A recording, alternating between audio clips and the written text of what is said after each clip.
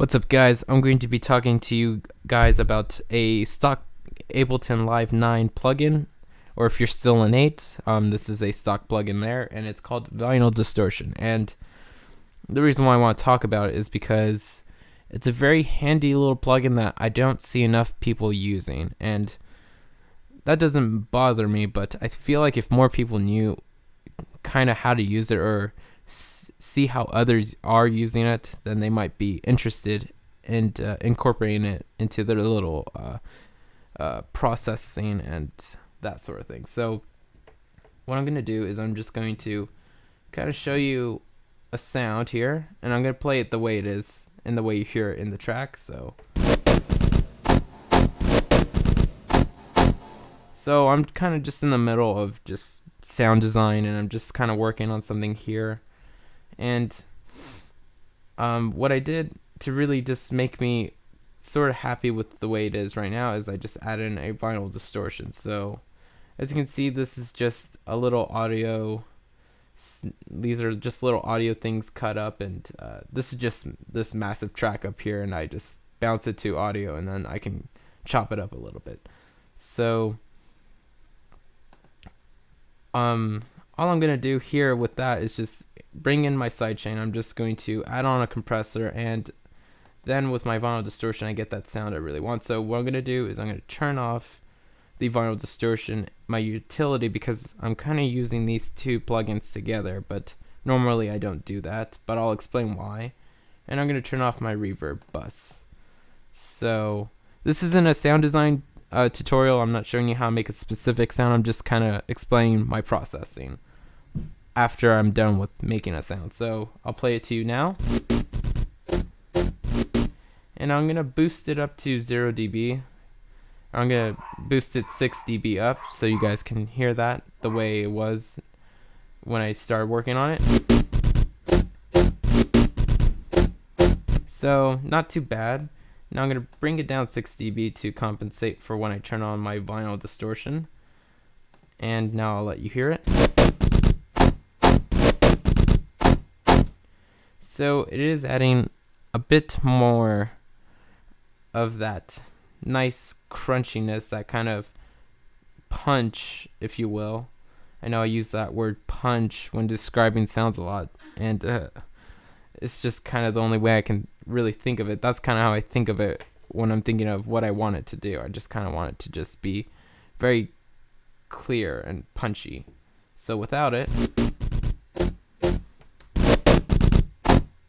and with it, it just kind of just does this very nice distortion in a way that is not, because if you look at this, I'm 100% up with my drive, and with my amount here, I'm all the way up, and it's not an ugly distortion. It's a very nice distortion. And well, you guys will probably notice that if you have a vinyl distortion open in front of you, that I'm in mono instead of stereo, which is kind of the default. So this is kind of what it sounds like when you throw on a default vinyl distortion, and minus my settings are already boosted. And usually I use vinyl distortion in stereo, but because this is kind of like a lead sound, or the thing I want you to notice the most in this part of the song, I put it on mono, so that way it just kind of sits in the middle. So stereo, and then mono. So that way it feels like if you're in front of monitors right now, you can tell that from stereo mono, there's obviously a big difference of mono sounding like it's coming from right in front of you, and stereo kind of sounding a little bit wider. And that's where I bring in the utility, which is another stock Ableton plugin. So all I did here was I just brought the width up a little bit, so it's still mono, but it's just a little bit wider in the center. So, and obviously because when you make things wider or pan them out, there's a natural gain reduction loss. I just boosted this a little bit, so you can see that's like a dB 0.67. I just boosted that to compensate for that with being reducing the gain. And so I'll kind of explain what that's what everything does inside of vinyl distortion. Maybe some people don't use it because they don't understand what it does or what things do in it or how to simplify it. So for me, I like to always simplify plugins, like the parameters I use and don't use. So this is kind of how it should look when you open it up. Something like that. Probably. I could just reset it really if I wanted to, because I already know what I did. So I'm just gonna start off. I just set this to default. And the first thing I do when I use this is I just turn this off because I don't really ever use this. And I just sort of bring these two down because all these are doing is making things sound like vinyl. So that's crackling, which is to me more noise, and I don't want that.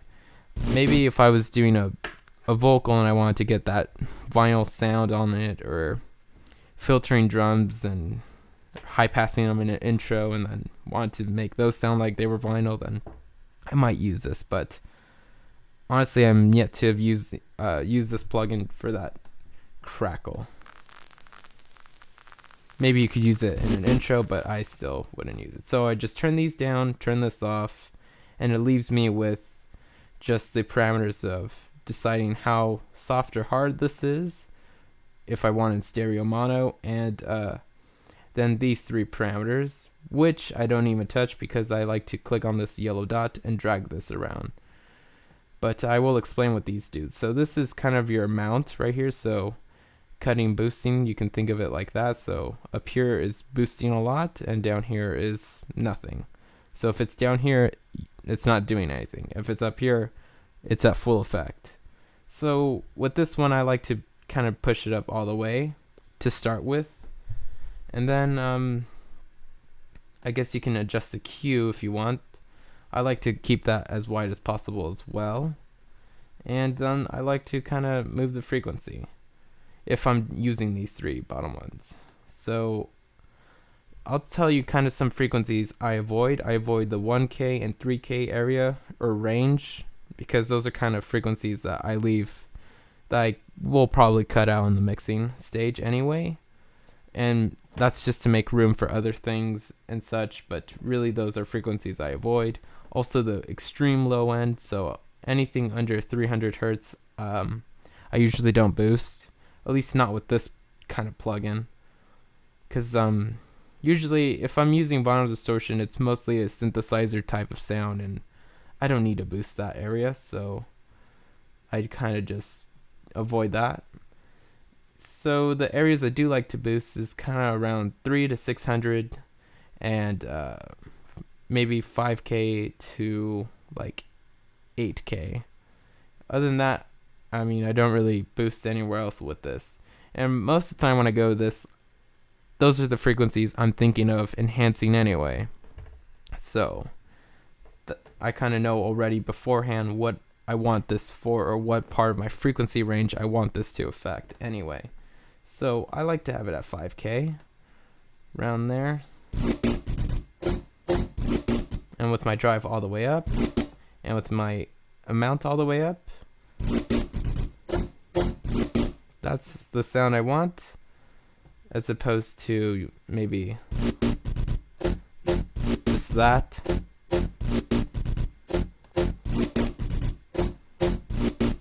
And you can find some sweet spots, you know. I don't encourage everyone to use it the way I'm using it, because I'm boosting this all the way up. You know, sometimes I recommend people to have these things more subtle, kind of halfway or so. But I mean, I know I wanted to use it in that way, so in this instance it's okay for me, and it can be okay for you also. And so that's pretty much it. I just wanted to talk about vinyl distortion, how I use it, and if you guys like me talking about stock plugins, I can explain what they do, how to use them, an instance of using them, kind of do's and don'ts of that plugin. So you guys let me know if you guys like this kind of these kind of reviews or overviews of these stock plugins in Ableton 9. And we can also do other plugins, I guess. Why not? Like some of the more popular third-party plugins. So thanks guys for watching.